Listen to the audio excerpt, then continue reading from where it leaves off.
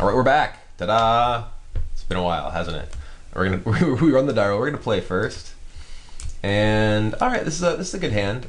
We have Noble Hierarch into at least a Thundermaw in a little while. Hope your opponent is playing something where interaction matters. We're not gonna mulligan this. This is definitely one of the unfortunate things about having a deck that can have sort of a mix of draws like this. We don't really have much in the way of actual selection in our deck. Here I'm going to go ahead and play. I'm going to play Stomping Ground first. I want to potentially. I don't want to have to take pain for this necessarily. Going to get a Stomping Ground. It's sort of irrelevant whether I look an Urza land deck. Well, now all these cards I have in my hand suck. Well, here's a Wild Nicottle. You don't suck. And we'll go ahead and play my Temple Garden so it doesn't get Pyroclasmed or something. And attack for 1. Though. Tron is actually a deck where a lot of these cards are actually pretty relevant. Path to Exile being able to take out Wormcoil Engine is very relevant. Although many of the Tron decks nowadays have Awless Dust, which makes the big creature path plan like Nicottle and Thundermaw and Path much less effective than it is against the versions that do not have those, that had like just Mind Slavers and Pyroclasms and stuff. So I actually think the shift to Awless Dust makes this this version of Naya deck considerably worse against this sort of Tron deck. All right, so we're going to attack with Wild Nicottle.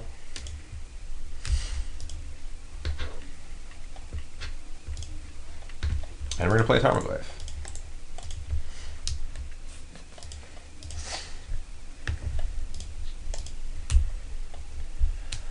And we're going to Misty Reinforce Lightning Helix him, go get Stomping Ground, gain some life, do some damage to him, and then maybe actually kill him with Thundermaw if he doesn't actually, just go nuts on me.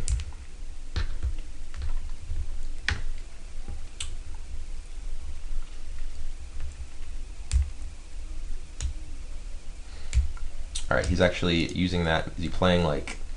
I hope he's not playing... yeah, okay.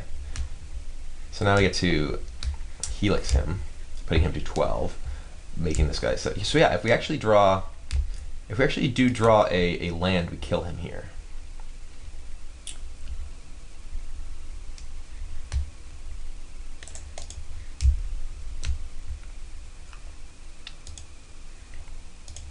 Why do I have an off combo of Stomping Ground? Stirring, geez. What do you got for me?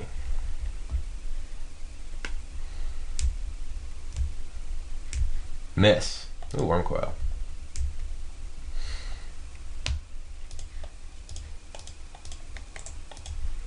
Alright.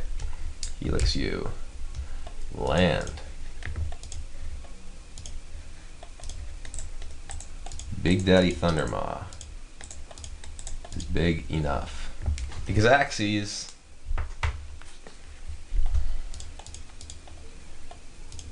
Thanks for that artifact in your graveyard. So, Helix, both those did their job that game. So sideboarding here, I like Stony Silence, I like Mind Sensor. I'm not a huge fan of Thalia. Thalia on the play I think actually could be potentially pretty reasonable. Grudge is pretty good. I don't really like Helix. I'm not a big fan of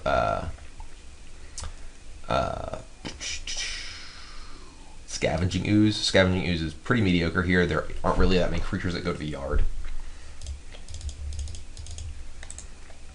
Domery is weird because Domery can actually be quite powerful, but it can be kind of slow. And similarly, like I think like Loxodon Smiter is against these versions. I have to speculate that he's playing a version that has wow, brain freezing. Maybe I do just want to try a Thalia in the deck. I don't know. Maybe I'll try a Thalia over a Smiter. Oh, and Blood Moon. Geez, what am I doing? Let's get that.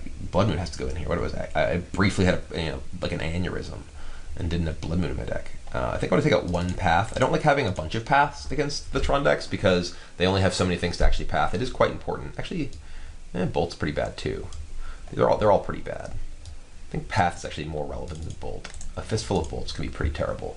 But anyway, Mind Sensor shuts down, you know, their various deck searching effects, like Expedition Map and whatnot. Blood Moon is obviously pretty powerful. Stony Silence being able to shut down their artifacts. Most of the time they end up having Nature's Claim that bring it against you, so you can't really rely on these. That's again another reason I really like Thundermaw as sort of my big threat, is because I can actually cast it under Blood Moon. Because sometimes these games do go like that, where you play a Blood Moon to avoid just getting blown out, and you have to, you know, sort of, your deck doesn't actually operate tremendously well under Blood Moon, but Thundermaw certainly helps that.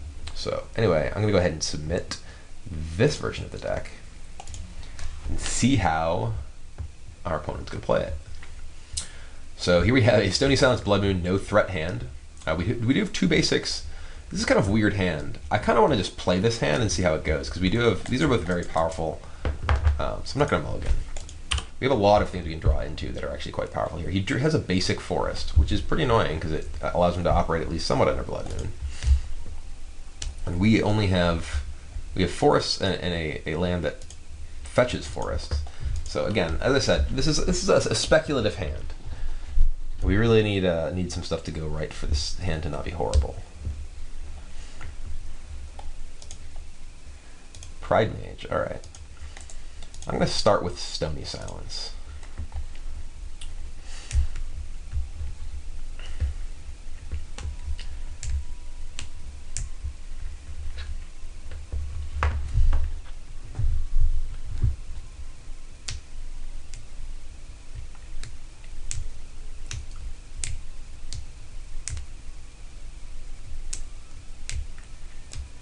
See what we can shut down over there. Ancient Stirrings, miss. Just nothing.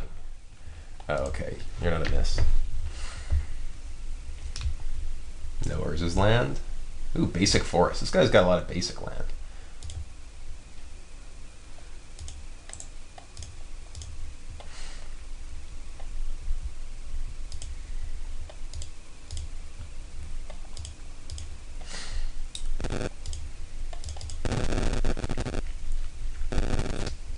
Ghost Quarter.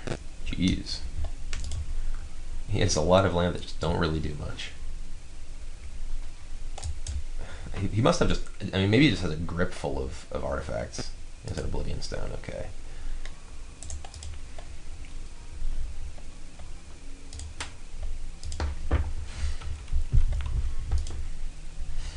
So another Stony Silence. I kind of just want to play that one as well. I don't really want to Blood Moon him. There's no real incentive to Blood Moon him. I'm actually shutting myself off of being able to play cards by playing Blood Moon, and he doesn't really have anything that it's doing much against.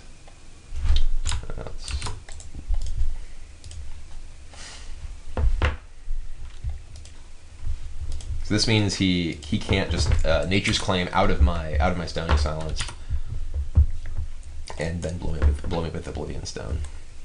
Oh, all right, so now it's time to play Blood Moon.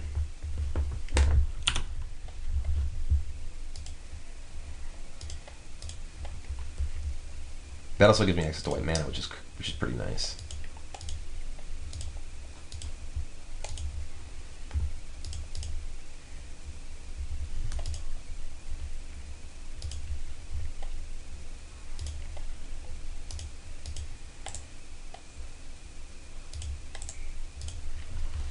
So here we Blood Moon you.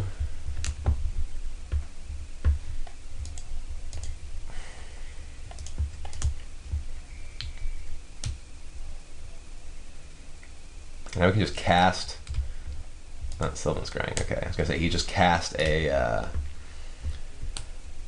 Wormcoil if he had it. He played a forest and then played Sylvan Scrying, which is a little odd. Alright. Go Pride Mage.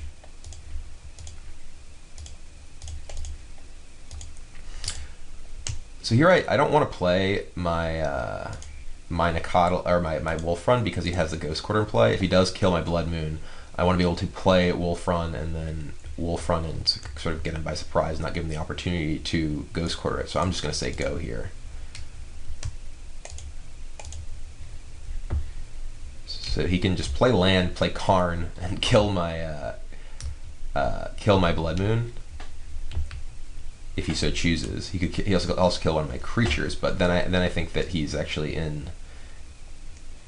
I can just kill his Karn, and he can't necessarily remove my Blood Moon. Do I actually kill him this way? It's 5, 6, 7, 8. Oh, maybe I needed to play my Wolf Front in order to actually be able to. He's removing my Pride Mage. Interesting.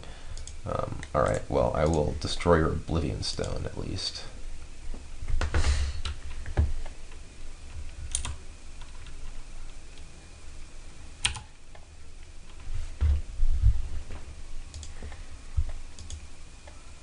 And I'm going to attack Karn. This is the sort of awkward game that can occur when Blood Moon's in play, because they can actually just play a bunch of land.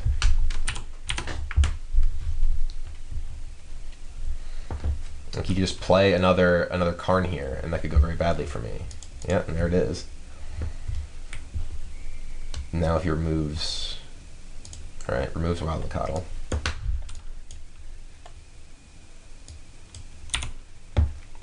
So yeah, now I'm actually sort of in an awkward spot because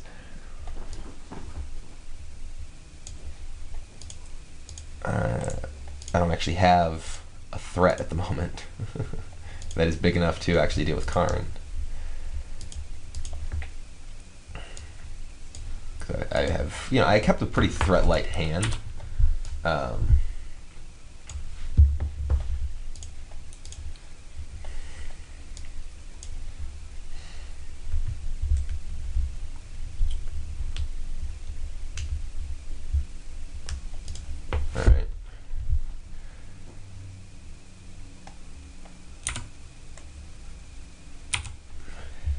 And I can't cast both that and Path and Night. And he has Karn. I'm kind of just screwed here. I'm actually just going to Path this. And I guess I don't need to Path it now, but there's really no reason to, because now we can actually, that was actually pretty bad, because now we can actually use Karn and remove my Blood Moon, and then. But yeah, this is the sort of thing, because I didn't have a particularly threatening early draw. I had a number of disruptive cards, but only really a couple of threats, and he was able to get to enough mana that he was just not really threatened. And there's a Bolt. I would have loved to have a Bolt earlier. I'm just gonna attack you now.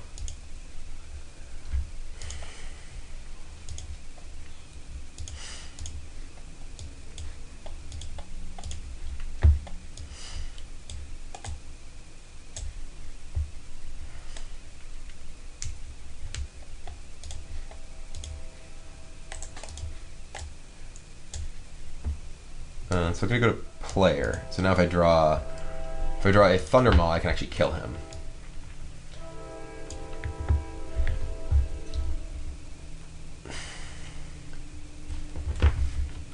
Sundering Titan. Okay, maybe I can't. No, actually I still can, because he only kills 2 of my land.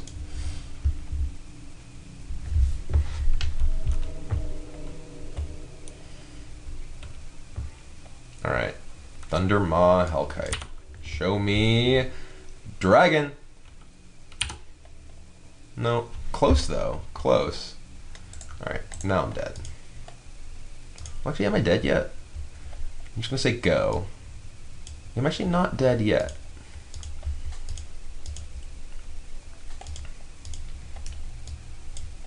If he chooses to restart the game, then it's actually, he starts with these 3 in play. It's actually pretty good for him, but the game's not over. And if he doesn't, then I could Lightning Bolt him, and then you potentially draw another Lightning Bolt or draw Dragon. Interestingly,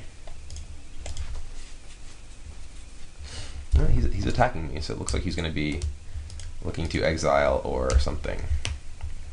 But I think does he have enough mana to just search and play like Emrakul? I don't think so. He doesn't have that many Urza lands in play. Bolt you. So now if I draw another Hierarch and he has nothing, I kill him. I can draw Bolt. I can draw dragon, I can draw Hierarch if he has absolutely nothing. I don't really understand attacking with this. I think that was probably kind of a spew. Come on. No.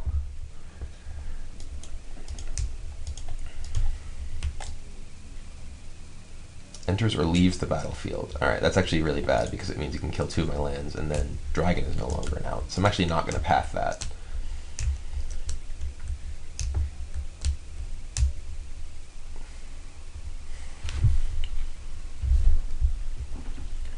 If these paths were bolts, I think did I leave in an extra path and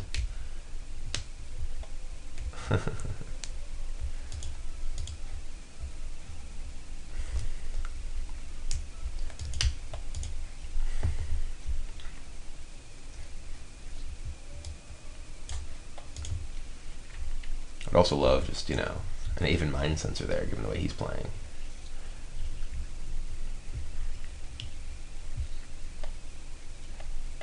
I guess I just want to path itself. It increases my chances of drawing a Thundermaw or a Bolt.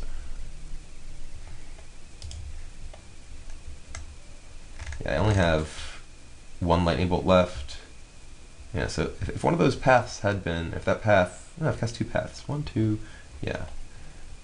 If one of those paths had been a Bolt, I would win. So now I can still draw Thundermaw. And that increases my chances of drawing Thundermaw ever so marginally. I can still draw that 1 last Bolt. Come on, no. Alright, now I'm dead. Alright, so his setup is a little different than some of the versions that I've seen. I kind of want to just play, now that I'm on the play, I think I want Thalias in my deck. I think Thalia is actually pretty reasonable in terms of disruption against against all the sort of artifact stuff that's going on. And let's cut 1 more Bolt, even though he doesn't really have any like sweeper type stuff, given that he's mono green. I think that yeah, just playing a bunch of early dudes is much more powerful. There's no like pyroclasms and stuff, and you know, obviously that game, obviously that game bolts would have been good. Let's cut Dome Rays for bolts. Be a little bit more aggressive. Domri, you know, tries to play for a longer game. We don't really have much great tools for playing a longer game. So let's go with this. We'll play first. Well, not mulligan. This hand is not great, but you get basic forest because I want to be able to operate if I draw Blood Moon.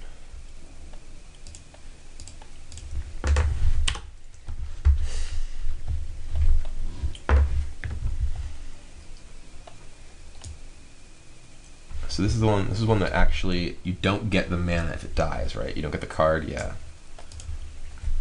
I'm tempted to just grudge it. I think I'm going to.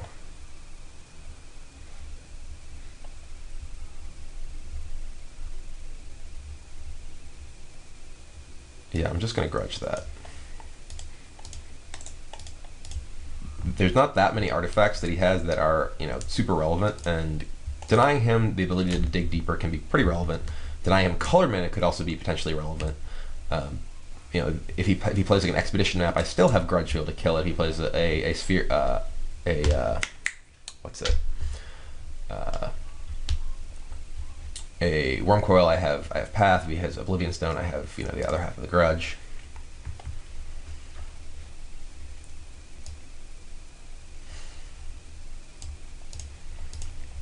Attack you with Wild Nikado.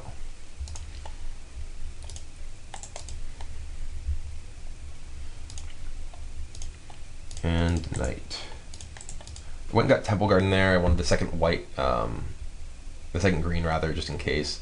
I already have my planes, and I already have red and red.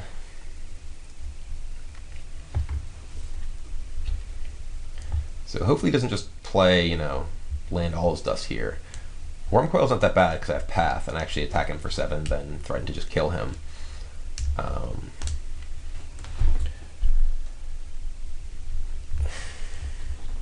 And nope, he's just got naturals. Alright, my opponents are getting some pretty decent draws today. I guess that last game his draw wasn't that great, but I did have a lot of his stuff potentially locked down.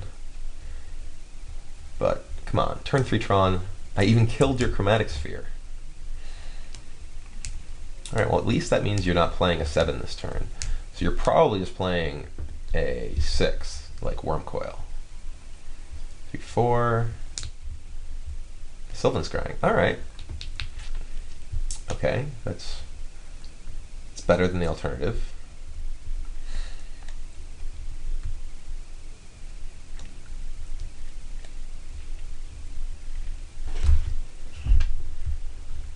Urza's Mine. Why would you get an Urza's Mine instead of a power plant?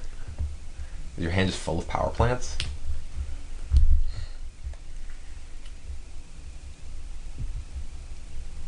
Or rather, instead of tower. That's what I meant. Wow.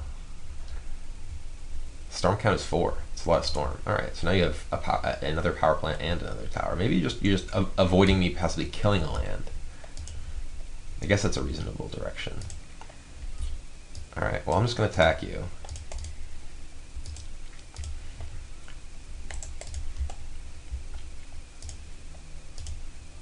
For 8. I hope you play Sundering Titan, and then it just kills all my land, and I path you, and you are dead because my knight is enormous. I hope you do not play Karn or All Is Dust. Those are the cards I hope you do not play. That one should have been on the list too. I meant that too.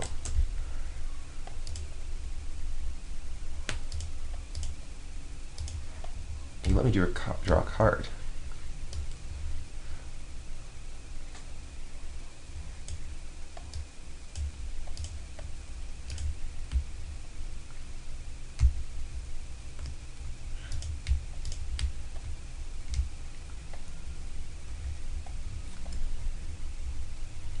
Alright, well, we're going to sack this land. We're going to go get...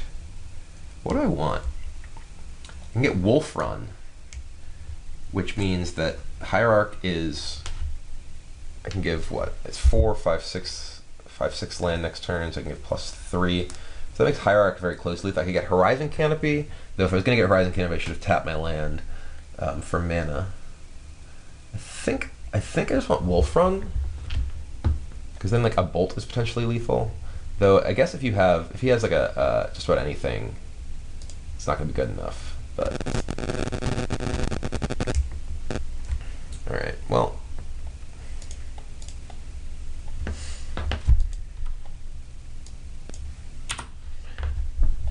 Say go.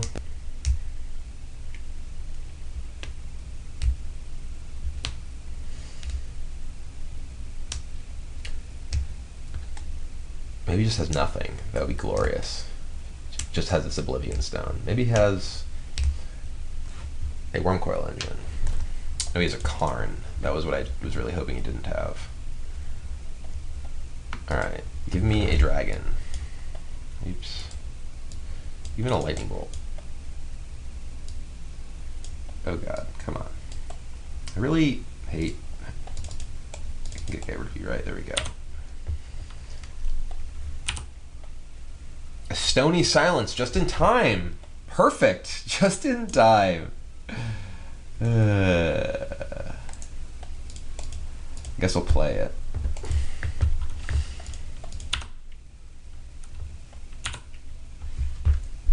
This is definitely one of the awkward things about these sort of cards against these sort of decks is that, you know, this isn't it's hardly a stone cold killer like if you draw it late, unlike against a deck maybe like Affinity where, you know, this can still seriously disrupt them, though, you know, it's frequently you need to draw it early anyway. I mean, my draw this game was, you know, not amazing. It was only fine, and his draw is removing my Stomping Ground. What a jerk. Oh, he's just got another one.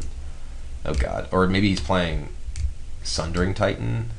Yeah, okay. Ugh. Alright. Well, now I need a lightning bolt again.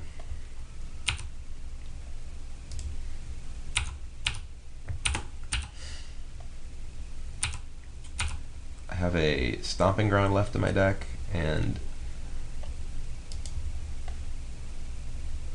I'm gonna get rid of this because if I draw, I could potentially draw and play a dragon.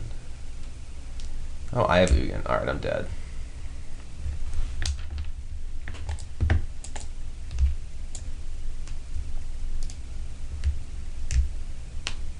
Yeah, I'm dead. I basically can't get out of this at this point. I'm going to concede. So these games have not gone great. These have both been pretty tough matchups, I think, in general. Not really what we're aiming for when we're playing this deck. But at the same time, you know, I don't think either of these matchups has been unlosable or unwinnable. You know, we won game 2 of this. We came close in the other ones, and my draws, you know, have not been outstanding. I mean, that game, you know, I had what like 3 spells. I played that game with, I guess, a 4th spell because my path. But certainly one of the challenges of, you know, having you know, reactive cards in your aggressive deck that can lead to that sort of thing. You know, this game I needed a bit more oomph. If I'd drawn Stony Silence earlier, I think I would have been actually in quite good shape. Though it's possible that that I would have lost the Karns anyway. Who knows? But anyway, let's move on to another round. Let's find another. I'm just gonna play in a 2-person queue because there's no one in this. So anyway, we're gonna go to the next round, and here we go. Maybe we can win one.